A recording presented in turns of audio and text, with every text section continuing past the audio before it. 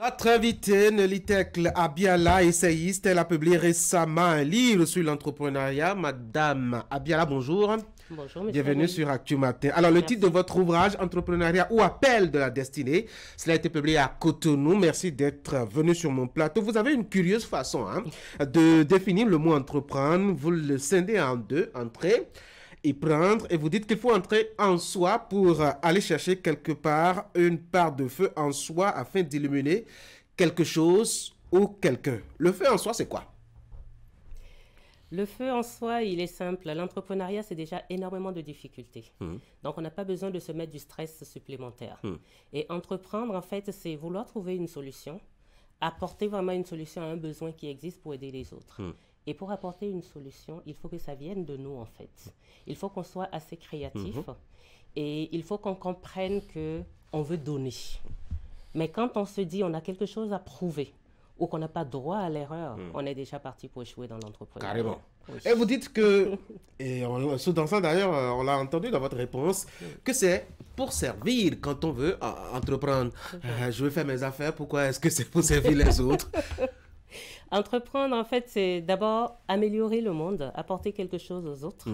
Et c'est dans ça, en fait, qu'on se trouve. Et je le disais un peu dans l'essai, voilà, que c'est en voulant aider les autres que je me suis trouvée moi-même, parce que c'est un chemin de développement personnel.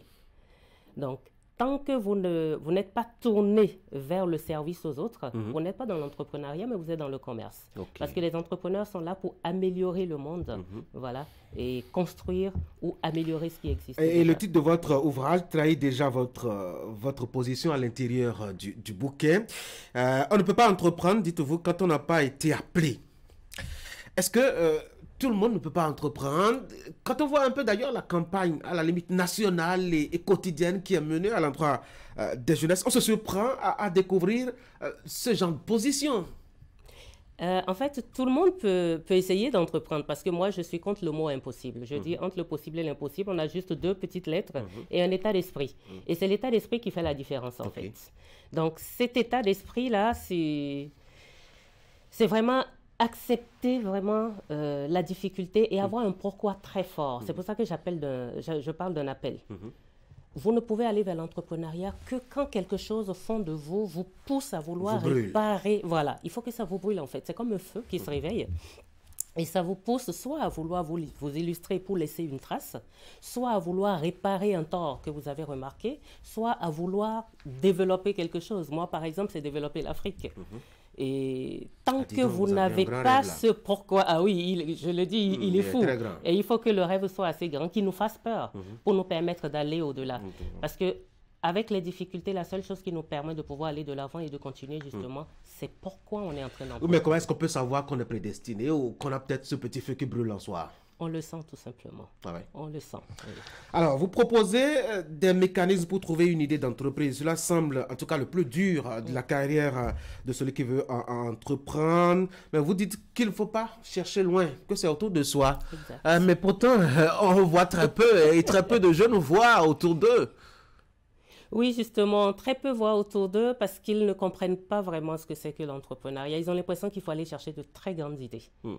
Alors que quand nous nous réveillons tous les jours, partout où nous sommes, nous voyons des idées d'entrepreneuriat. Dès que nous avons quelqu'un qui a un problème quelque part, c'est déjà une idée d'entrepreneuriat parce que c'est l'occasion d'apporter une solution. Quelqu'un a un besoin, c'est déjà une idée. Nous-mêmes, nous avons un besoin, c'est une idée. Quelque chose ne nous plaît pas ou est mal fait ou n'existe pas autour de nous, c'est déjà une idée d'entrepreneuriat en fait. Voilà. Donc c'est de cela qu'il faut s'inspirer. Il faut rester vraiment connecté à son environnement et vivre dans le présent, comme on dit. Oui, mais c'est bien beau d'avoir une idée. Le plus dur, c'est de passer justement à l'action et de réussir. Voilà. Alors, comment ça se négocie justement la transition?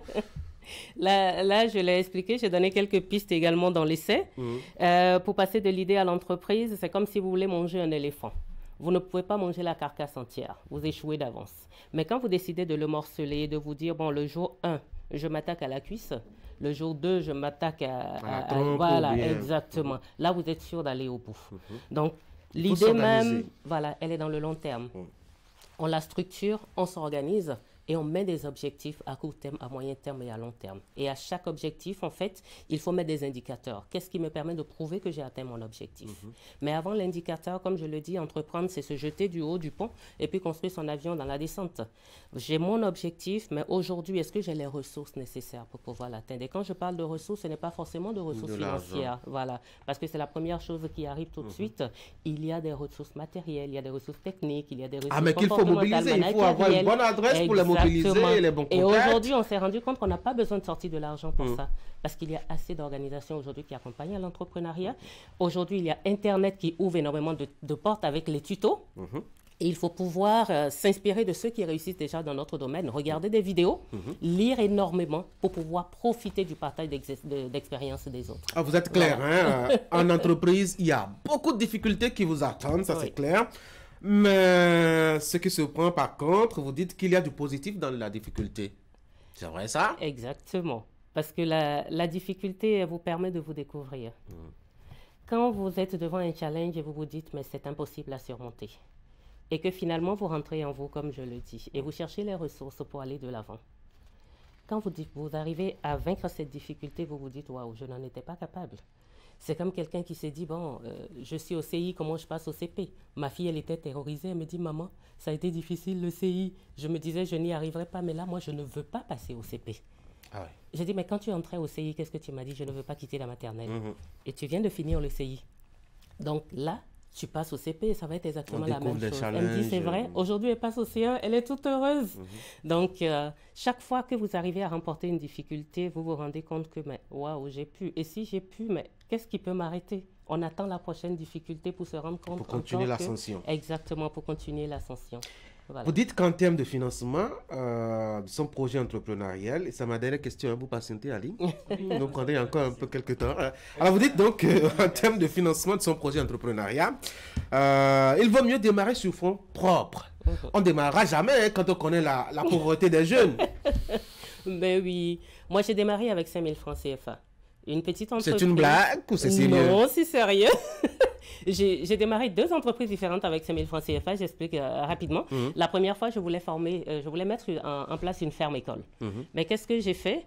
J'ai pris mon téléphone et j'ai appelé des gens. Est-ce que vous connaissez des fermes qui font du bon travail? On m'a dit oui. Je me suis déplacée, je suis allée les contacter. Et j'ai expliqué mon projet. Vous êtes prêts à prendre des élèves?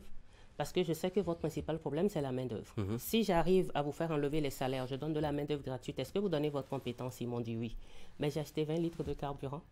Ensuite, j'ai pris 5 000 francs, j'ai passé mon communiqué, voilà, tranquillement. Et j'ai recruté 20 élèves. Voilà, sur les réseaux sociaux. J'ai passé sur les réseaux sociaux et à la radio également. Et j'ai recruté 20 élèves que je suis allée poser dans ces fermes-là qui se sont fait accompagner. Et moi, j'ai juste mis en place un cahier de transition pour voir comment ça se passait. Et les fermiers devaient noter l'évolution à la fois technique, professionnelle et comportementale, et je corrigeais au fur et à mesure. J'ai fait former la première promotion comme ça. C'était en quelle année? Avant maintenant de lancer la deuxième, c'était en 2011. Voilà. Et quand j'ai voulu mettre en place mon unité de production, de transformation de fruits en jus, mais j'ai acheté une 40aine d'ananas, tranquillement, que j'ai commencé à transformer. J'ai eu 40 bouteilles, tranquille. Et petit à petit, ça a grandi. Aujourd'hui, je suis en train de faire 12 000 bouteilles le mois. Mais j'ai commencé avec 40 bouteilles, oui. Et tout le monde se moquait, on me disait, mais c'est ça une usine? Tu nous as dit que tu voulais faire une usine. Mais moi, dans ma tête, c'était déjà une usine. Je savais où est-ce que j'allais. Mais si j'avais attendu d'avoir les moyens de faire 12 000 bouteilles ou 10 000 bouteilles, je n'aurais jamais démarré. Donc, je préfère qu'on me dise, ce n'est que ça, une usine, et qu'on vienne 6 mois après, qu'on me dise, mais waouh, ça évolue. 1 an après, eh ben dis donc. Et 5 ans après, waouh, félicitations, chapeau. Plutôt que de me dire, c'est extraordinaire ce que tu as fait avec l'argent d'autrui. Et qu'on revienne 6 mois après, me dire, mais qu'est-ce qui se passe? Et 1 an après, j'ai déjà fermé mes portes et je dois rembourser quelqu'un. Voilà. En tout cas, c'est très intéressant de lire votre ouvrage. J'ai été très passionné. Cela se lit facilement et pour nous professionnels lecteurs, c'est en une nuit que ça peut se dévorer. Ali, ça vous inspire quelque chose? Oui, je dois entreprendre. Je crois que je dois entreprendre. Il faut y penser. Dans le domaine du sport, qui sait? Je vous sais déjà. Je crois que Sikafor est aussi sur le même chantier. C'est comme ça qu'on a commencé avec les distinctions absolument. On va souhaiter beaucoup de chance à Sikafor et espérer que cela devienne beaucoup mieux, même que le Ballon d'Or africain. Pourquoi pas que le Bénin soit la référence. Madame Nelly Tekle Abiala, merci beaucoup d'être passée sur l'Actu Matin. Merci, monsieur. Bonne journée à vous. Bonne journée aussi. Mesdames et messieurs, beaucoup de choses se sont passées sur Actu Matin jusque-là. On va souffler.